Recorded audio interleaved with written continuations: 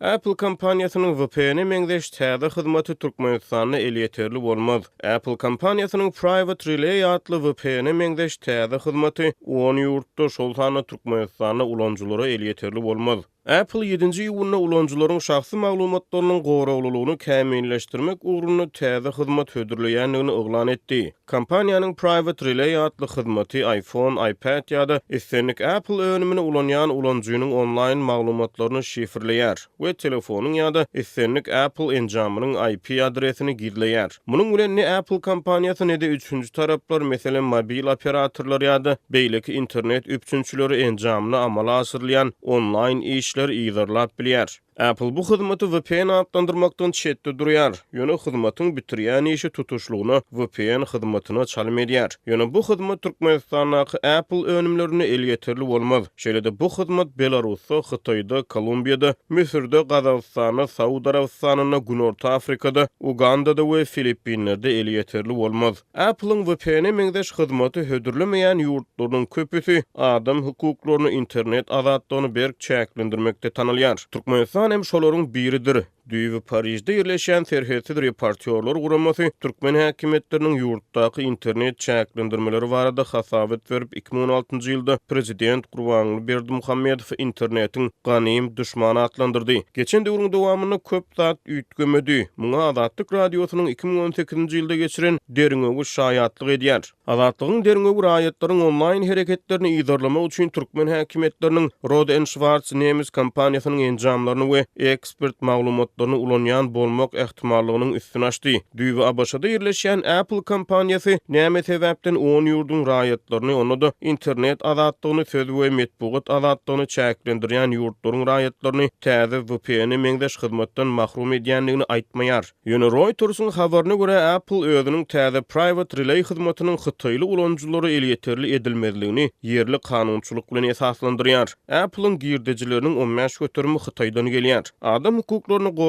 toparlaryň hasabatlaryna görä Hytaý häkimetleri raýatlaryň internetdäki şahsy maglumatlarynyň goraglylygyny äsgermezlik edýär. Ýüz tanamak tehnologiýalary ýaly beýleki şahsy maglumatlaryň elde girmesizligine gawat gelmeýän online tehnologiýalary ulanmakda tanqid edilýär. Azatlyk radiosy mundan azal türkmen häkimetleriniň interneti çäklendirmegi, VPN hyzmatlaryna garşy barlyşyksyz görüş alyp barşy, telefonlary VPN gurmak hyzmatlaryny hödürleýän telefon ustalarynyň häkimetler tarapyndan gorkuzulşy barada habar berdi. Şol bir wagtyň özünde Türkmenistana YouTube, Facebook, Twitter, Instagram ýaly sosial ulgamlar petikli bolmagyna galýar. Muňa garamazdan türkmen häkimetleri ykdysadyýetyň ähli pudoklarynyň digitallaşdyrylýanlygyny, ýurtda sanly ulgamlaryň giňinden ornaşdyrylýanlygyny aýdýar. Türkmenistan bilen bir hatarda Belarusda da Apple'yň VPN meňzeş Private Relay hyzmaty el ýeterli bolmaz. Habarlardan ma'lum bolýar, Belarus häkimetleri hususan soňky wagtlarda dünýä sahnasyna dürli pikirliligi, erkin sözi göz çykynç basyp ýatyrmakda tanqid edilýär. Türkmenistanda ulanjylar interneti bökdensiz ulanmak üçin köplenç VPN hyzmatlaryna zerurlyk duýýarlar. Ýurtdan gowuşýan habarlara görä telefonlara VPN gurnamak aňsat sebäbi häkimetler VPN'leri wagtal petikleýär we VPN gurmak hyzmatlaryny hödürleýän ustalara basyş edýär. Eger Apple'yň täze VPN meňzeş hyzmaty türkmen ulanjylaryna el ýeterli bolsa, bu Türkmenistanyň iPhone eýelerini sähelçede bolsa VPN derdinden halas ederdi. Ýene bir gezek maglumat üçin aýdylsa, PC Mag neşriniň habaryna görä Apple Private Relay hyzmatyny resmi taýdan VPN adlandyrmaýar. Ýöne hyzmat ulanjynyň IP adresini gizleýär we bu VPN hyzmatyna çalym edýär. Apple'yň beýanatyna görä bu hyzmat Türkmenistan we Belarus ýaly ýene de 8 ýurtdan başga ähli dünýä ýurtlaryna ulanjylary el ýeterli bolar. Orkiet geçen yıl Türkmenistan'dan $1 milyar tebii gaz satın aldı. Orkiet'in Gazprom kampaniyası geçen yıl Türkmenistan'dan takminan $1 milyar tebii gaz satın aldı deyip Reuters habar gulluğu Orkiet'in Merkez Asya döwletindäki ilçisi Alexander Blokhin'e sarılanıp anına uni habar verdi. Gazprom 2016-njy ýylda togtadylan gaz sowdasyny 2019-njy ýylyň ikinji ýarymyna dikeldip türkmen gazyny gaýtadan satyn almagy başlady. Ýöne kampaniýa öňküsinden has azmet sürdü. Her ýylda 5,5 milyar kub metreçenlik gaz satyn almagy razy boldy. Briefingde çykyş eden Blokhin satylan gazyň möçberi ýa-da bahalary baradaky jykmejiklikleri aýan etmekden saklandy. Ortiýet 2019-njy ýylda Türkmenistanyň 300 milyon dollarlyk tebii gaz import etdi. Bu habar hem Reuters öz wagtynda Ortiýetyň Aşgabatdaky ilçisi Aleksandr Blokhyna sarylanyp habar beripdi. Türkmenistan bilen Ortiýet 2019-njy ýylyň iýul aýyna 5 ýyllyk möhlet bilen täze gaz şertnamasyna gol çekdi. Ýöne şu wagtda çenli satylýan gazyň anyk bahalary aýdylmaýar. Gazprom 2015-nji ýylda odal ýylda 10 milliard kub metr möçörünü alan Türkmen gazyny ýylda 4 milliard kub metre çenli azaltýanlygyny elan etdi. 2016-njy ýylyň başynda bolsa Türkmen gaz bilen Gazprom arasyndaky oňuşmazlyklar üstünde Moskwa Türkmen gazyny satyn almagyny doly togtatdy. Türkmen tarapy Rus tarapyny satyn alan gazynyň bakasyny tölemezlikde aýplasa, Ortiýet tarapy 2015-nji ýylyň iýun aýynda Stokholmyň ykdysat dawalary seredýän arbitraj sudyna şikayet edip Türkmenistanyň Russiýa satýan gazynyň bakalaryna gaýtadan seredilmegini haýyş etdi. Türkmen Rus gaz sewdasynyň 2019-njy ýylda gaýtadan dikeldilmegi bilen Türkmen tarapynyň Russiýa bilen aradaky gaz oňuşmazlyklaryny nähili şertlerde çözenligi, Gazpromyň odal alan we bakasyny tölemedik gazynyň puluny tölemänligi hakynda hem hiç bir zat aýdylmady. Şonuň bilen birlikde resmi Moskwadyň Iran bilen aradaky algy bergi meseleleriniň hem nähili çözenligi barada anyk habarlar çap edilmän gelýär. Türkmenistanda yaragly güýçlerine ýaşlaryň harby gullugy alynmagynyň bahar mögsümi dowam edýär. Köp ýaşlar şu ýyl hem mektebi tamamlamak üçin synaglar gutarmanka goşuna alynýar. Adatlyň habarçylarynyň sözlerine görä harby gullugy çagyryş mögsümi hem öňki ýyllardan tapawutlanmaýar. Şu ýyl hem harby gullugy çagyrylýanlar mektebi gutarmanka goşuna alynıp gidilýär.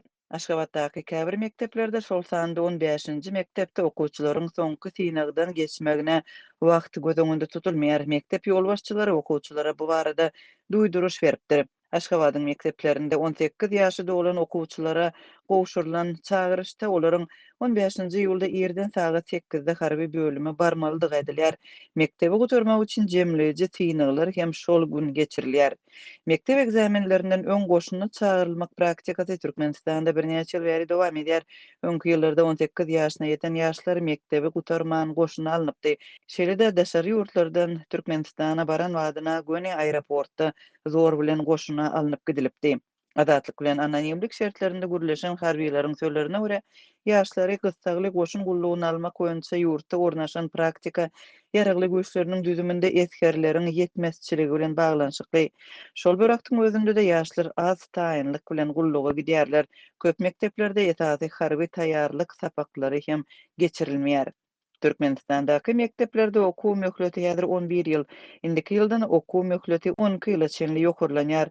Uçurumlaryň indiki ýyl yaragly güýçlerine gulluga nähili tertipde alynjakdygy entek belli däl. Ýurdun häkimetleri muňa degişli planlaryny şu wagta çenli elan etmediler. Bu aralykda harby gulluga çagyrylýanlar we olaryň enatalary yetip gelýän harby gulluk barada alada bildirýärler.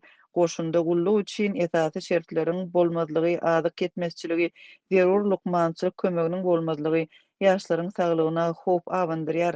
Gullukdaşlaryň hem harby ýolbaşçylaryň sütemi köpleri harby gullukdan boyun gaçyrmak üçin ýol gözlemegine ýa-da gulluk ýerlerinde ýolbaşçylara para bermegine mejbur edýär. Enetalaryň köpüsi çağalarynyň jan saglygy barada çynlyky alada galýarlar. Harby gullugy çagyrylýanlaryň arasynda ölüm we şiket ýetmek ýaly pajygaly wakalar hem Türkmenistanyň goşunda ýygy-ýygydan ýüze çykýar. Adatlyň habarçylary ogullarynyň goşun gullugundan taýman gaýdyp gelmegi üçin enatalaryň para üçin zerur mokdarda pul ýygnaýanlygyny, munyň üçin berge batýanlygyny ýa-da öz emlägini satmaly bolýanlygyny, şeýle hem harby gullukdaky çağalaryna ýygyderli maddi kömek iýermeli bolýandyklaryny habar berýärler. Ýakynda harby gullugy çağırılan harby gullukçylaryň sözlerine görä, kadaly iýmitlenmek üçin enatalar her gün azyndan 20 manat, aýda bolsa tas 600 manat iýermeli bolýar. Bu Merkezi Bankyň kursyna görä 187,5 Amerikan dollaryna barabar. Bu pul mobil telefonlaryň hasaby arkaly geçirilýär. Ykdysady çökünlük, giňden ýaýran işlelik we iradyň ýaşaýyş derejesiniň düýp göterip etilmegi ýaly şertlerde bu pul muktary köpler üçin il ýeterli däl. Ykdysady kynçylyklar harby bölümleriň maddi üçinçiliginiň yaramazlaşmagyna hem getirdi. Araççylyk şertleri aýratyn mesele bolýar.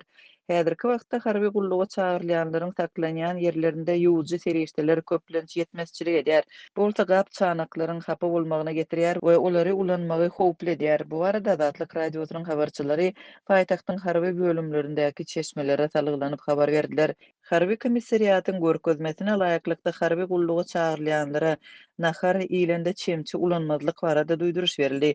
Sebäbi harby bölümlerde ýuwjy serişdeleriň ýoklugy sebäpli gapgaçlar we çemçiler diňe soğuk suw bilen ýuwulýar. Gap çanaklaryň hemmesi hapa we ýagly. Şeýle hapa çemçileriň ulanylmagy agzyň içinde we dodaklarda ýara döremegine getirýär. Şeýlelikde ýaşlara çemçi ulanman nahary şol sanda çorwany çörek batyryp iýmek tapşyrylýar diýip Azatlyň habarçysy bilen gürleşen harby çeşme gurrun berdi.